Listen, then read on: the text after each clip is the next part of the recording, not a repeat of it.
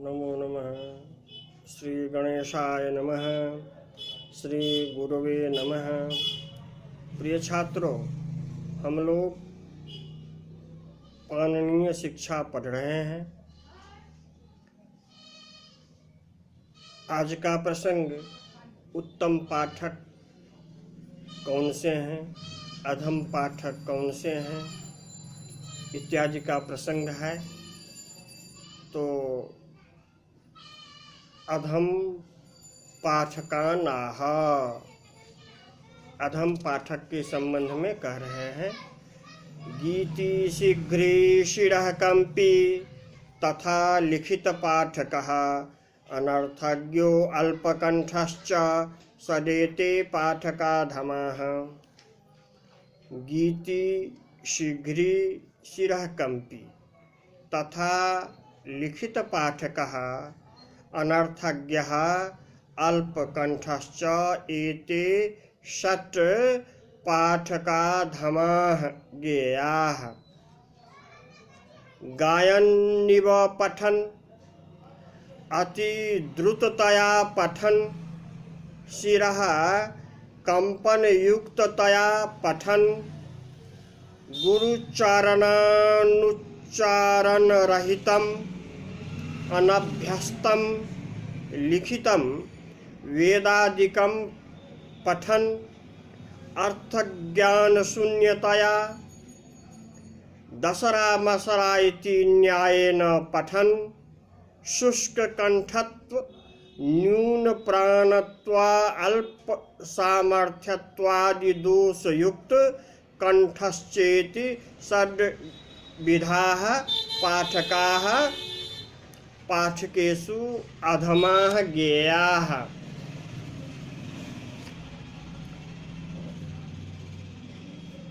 अत्र कथयति एते षट् पाठका अधमाः पाठकेषु अधमाः। अधमाश्च ते पाठकाः इति समासः। केचते अधमाः पाठकाः यः गानं कुर्वन् पठति सः अधमः। एवं यः शीघ्रं पठति, यः शिरः कंपयन् पठति, यश्च लिखितपाठकः स्वलिखितं स्तोत्रं पठति, यश्च अनर्थज्ञः अर्थज्ञानशून्यः अल्पकंठश्च अनभ्यस्त पाठः एते अधमाः। अत्र अलिखित पाठकः इति छेदः बहवः कुर्वन्ति। तत्तु कंठपाठ निषेधेन पुस्तकं निरीक्ष्येव पाठः कार्यः इत्यभिप्रायेण एष एव चोपासकानां संप्रदायः। गाते हुए पढ़ने वाला, शीघ्र पढ़ने वाला, सिर हिलाते हुए पढ़ने वाला, स्वलिखित स्तोत्र का पाठ करने वाला तथा लिखित पाठक का अर्थ है अर्थ को बिना जानने वाला, अल्प पाठ का कंठस्थ करने वाला, ये 6 पाठक अधम हैं। अब उत्तम पाठक के गुण कहते हैं। माधुर्यमक्षर व्यक्तिः पदच्छेदस्तु सुस्वरः धैर्यं लय समर्थं च सदेते पाठकाः गुणाः। माधुर्यम् अक्षर व्यक्तिः पदच्छेदस्तु सुस्वरः धैर्यं लय समर्थं च एते षट् पाठकाः गुणाः ज्ञेयाः। माधुर्यं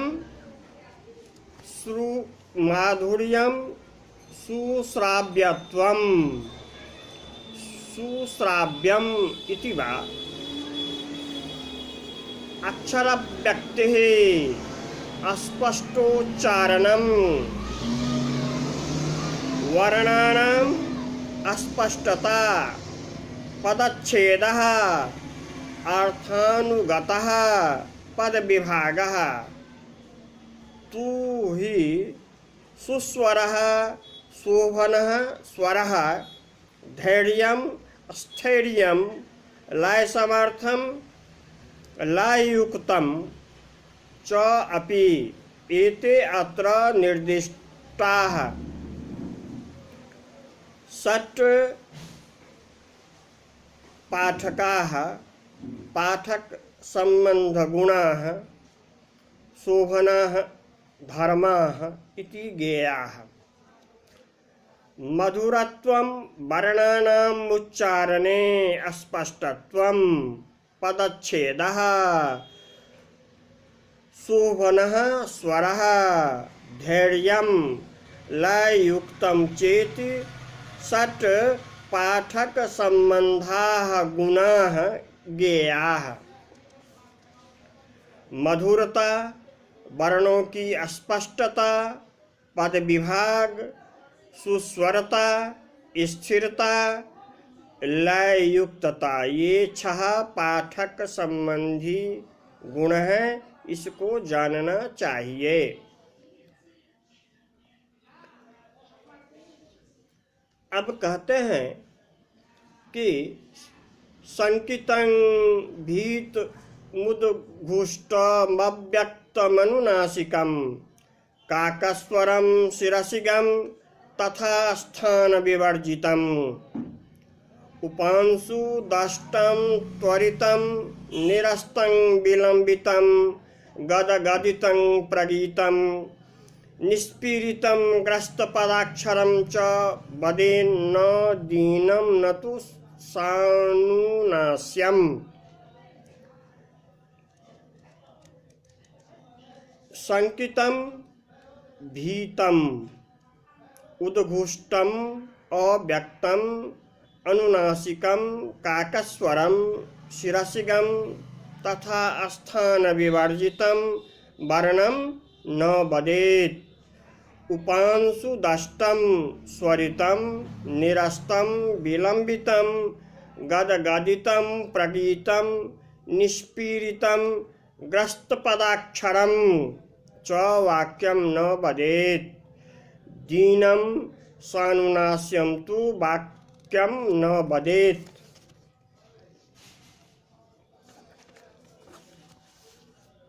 शंकायुक्तं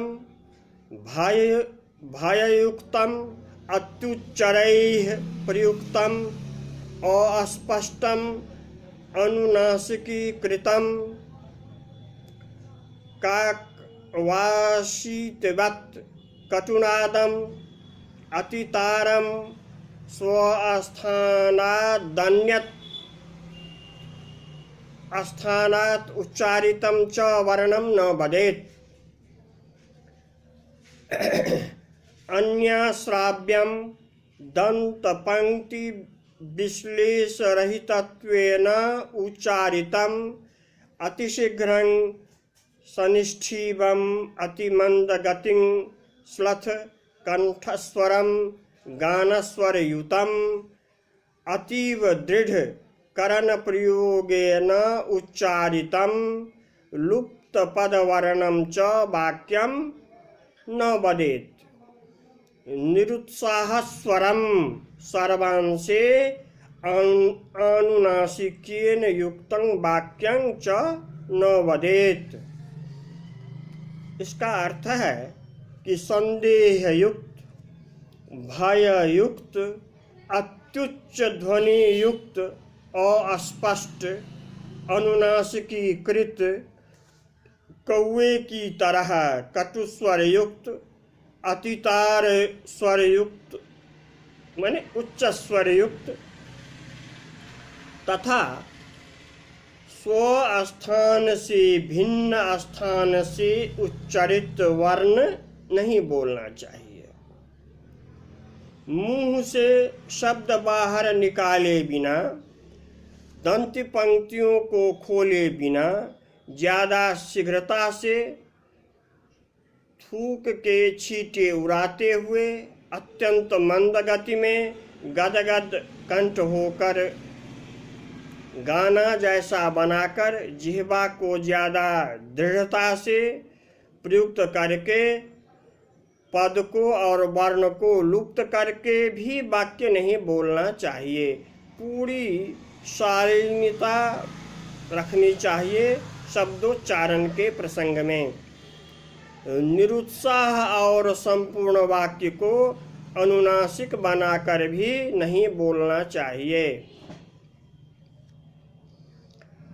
अब आगे कहते हैं कि प्रातः पठेन नित्यमुरः स्थितेन स्वरेण शार्दूल ऋतुपमेन, माध्यं दिने कंठगतेन चैव चक्राह्वसंकुजितसन्निभेन, तारं तु विद्यात् सवनं तृतीयं शिरोगतं तच्च सदा प्रयोज्यं, मयूरहंसान्यभृतस्वराणां तुल्येन नादेन शिरस्थितेन। प्रातः नित्यं उरस्थितेन शार्दूल ऋतुपमेन स्वरेण पठेत्, माध्यं दिने मध्याह्ने नित्यं कंठगतेन चक्राह्वसंकुजितसन्निभेन स्वरेण च एव पठेत्। तृतीयं सवनं तु तारं विद्यात्, तच्च सदा शिरोगतं, मयूरहंसान्यभृतस्वराणामेव तुल्येन शिरस्थितेन नादेन प्रयोज्यम्।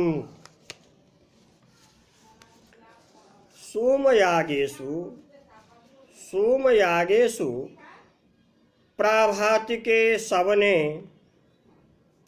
सदा उरस्थितेन व्याघ्र ध्वनि सदृशेन स्वरेण शास्त्रादिकं पठेत्। माध्यं दिने सवने सदा कंठगतेन चक्रवाक कूजित तुल्येन स्वरेण शास्त्रादिकं पठेत्। तृतीयं सवनं तु उच्चस्वरं विद्यात् अर्थात विदध्यात्, तत्र शास्त्रपाठादिषु उच्चतम स्थानगतं तारः स्वरः मयूरहंसकोकिलस्वरतुल्येन शिरस्थितेन नादेन उच्चारणीयः। यहाँ कह रहे हैं कि प्रातः सवन में, प्रातः काल के यज्ञांग में, सवन माने यज्ञांग में नित्य ही बाघ के गर्जन के समान उरस्थित गंभीर स्वर से शास्त्रादि के वाक्य को पढ़ना चाहिए। मध्याह्न दिने अर्थात मध्याह्न में, दोपहर में, सवन में नित्य ही, यज्ञांग में नित्य ही चकवे के ध्वनि के समान कंठस्थित स्वर से शास्त्रादि वाक्य को पढ़ना चाहिए। तृतीय सवन सायंकालिक यज्ञांग में विहित शास्त्र का उच्चारण उच्चतम स्थान में स्थित तारस्वर अर्थात उच्च स्वर से मयूर हंस कोकिलों के स्वर के समान उच्चारण करना चाहिए। तो प्रिय छात्रों, आज का पाठ पूर्ण हुआ। जयतु भारतम, जयतु संस्कृतम।